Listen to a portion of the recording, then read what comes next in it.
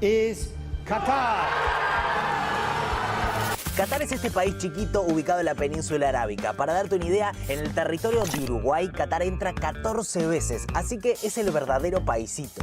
Qatar perteneció a Gran Bretaña hasta 1971 y en ese momento era un país pobre y desértico, casi inhabitable. Para ese momento ya tenía una incipiente producción de petróleo, pero justo a principios de los 70, la empresa de hidrocarburos Shell encontró en su territorio el campo de gas natural más grande del mundo, The North Field. El tema es que en aquel momento la única forma de exportar gas era por gasoducto y Qatar tenía una ubicación muy alejada de los potenciales compradores, lo que la hacía muy poco competitiva. Pero todo cambió con la llegada de este hombre al poder, Hamad bin Khalifa Al Thani, que en 1996 le hizo un golpe de estado a su padre cuando estaba de viaje en Suiza, un divino Hamad. Y cuando llegó al poder se obsesionó con transformar a Qatar en potencia exportadora de gas. Why are you so obsessed with me? Para esto invirtió en desarrollar una novedosa tecnología de licuefacción que permitía comprimir el gas, lo que ahora es muy común y conocemos como GNL.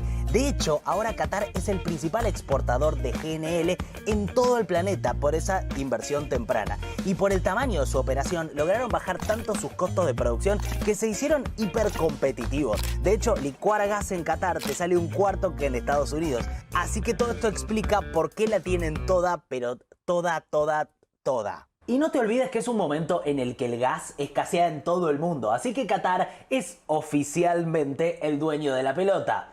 Y con el Mundial esa metáfora tiene más sentido.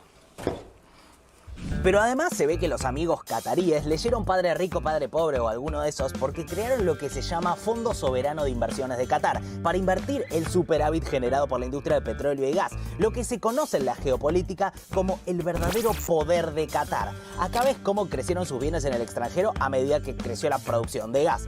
Por eso Qatar es dueña de una masiva cantidad de inmuebles en Inglaterra y Estados Unidos, país donde Qatar figura como el cuarto mayor inversor en edificios de oficinas. Son dueños de un pedazo de Manhattan. Y también se transformaron en los principales accionistas de empresas como Volkswagen, la mismísima Shell y hasta Tiffany & Co. Y avanzaron mucho a través del fútbol. De hecho, el dueño del Paris Saint-Germain, que junto a Messi y Neymar, es catarí. Y la aerolínea de bandera Qatar Airways, no sé si te acordás, fue auspiciante del Barcelona en aquel momento brillante de Messi. Les quedó claro de qué hablamos cuando hablamos de plata. Y esto no es nada, porque Qatar promete que ya tiene, ya produce y exporta el 75% del gas que sale de abajo del desierto. Bueno, en 4 años va a aumentar un 60% la producción de gas. O sea que imagínense, si ahora tienen plata, la que van a tener mientras dure el conflicto entre Rusia y Ucrania, mientras sigan cerrados los gasoductos del gas que viene de Ucrania, porque el gas se considera que es la única energía intermedia hasta llegar a un tipo de energía renovable como puede ser la energía solar, la energía eólica o los autos eléctricos. Por eso el gas va a ser tan importante en el mundo y por eso Qatar está sentado sobre ese mar de gas, tiene tanta plata y la plata le permite todo. Y si no, piensen en la situación de las mujeres. Para la ley en Qatar, el testimonio de una mujer vale, no sé cómo lo calculan, la mitad de lo que vale el testimonio de un hombre. Esto cuando llegan a una corte. Hay efectivamente, es curioso porque hay muchas más mujeres graduadas que hombres, pero no pueden viajar fuera del país sin el permiso del marido, no pueden trabajar sin el permiso del marido, y si tienen alguna controversia tipo adulterio o algún problemita de eso que hay en toda la familia del mundo, el testimonio del varón vale doble. Es raro, pero es así. Claro, para los neoliberales es un paraíso Qatar. Tiene convertibilidad. O sea, el real qatarí tiene una convertibilidad con el dólar. No hay impuesto a las ganancias, mejor dicho, no hay impuesto a los bienes personales. Las personas no pagan impuesto a los bienes personales. Claro, estamos hablando de familias que tienen inmensa fortuna. ¿Cómo se van a cobrar impuestos entre ellos? No hay impuesto al valor agregado. Que no existe el IVA. Ahora están estudiando si van a poner un IVA. Lo que hay sí, escuchen bien, es un impuesto al pecado. Se llama sin tax. Sin es pecado, sin tax. El impuesto al pecado se le aplica al cerdo, porque la religión musulmana lo prohíbe, se aplica al alcohol, se aplica al tabaco, se aplica a las bebidas energéticas. Es un impuesto del 100%. Todo aquello que se quiere importar de alguno de estos productos tiene un impuesto del 100%. Y tienen un impuesto del 50% a las gaseosas, ¿sí? Porque consideran que, bueno, no son bienvenidas, entonces tienen un impuesto del 50% a las gaseosas. Pero por lo demás, no hay impuestos porque es tanta la plata que tiene al Estado, o sea, a través de la regalía de petróleo, que no necesita cobrar impuestos. When people say, how did you win the World Cup? You know, the simplest answer, and I assure you and I promise you, it is not said in any way with any arrogance. We were the best bid. A ver, veamos cuáles son las tres principales críticas a Qatar como sede del Mundial. 1. Que hay temperaturas extremas incluso habiendo cambiado la fecha tradicional del Mundial para fin de año como se hizo. Pero los Mundiales de Estados Unidos y México también hizo un calor que en su momento se definió como perjudicial para jugar al fútbol y los Mundiales se hicieron igual. Incluso hubo algún resultado satisfactorio, ¿no? El Diego, loco. ¡El Diego! 2. Desde que se votó para definir a Qatar como sede, 16 de los 22 representantes de FIFA que participaron de la elección fueron detenidos o suspendidos en sus cargos por corrupción. ¡Hubo complot! ¡Hubo complot!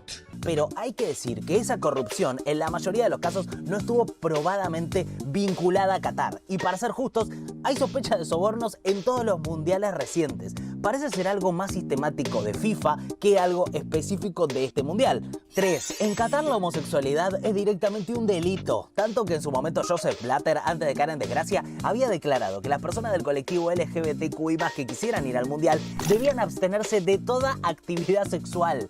Sí, eso dijo.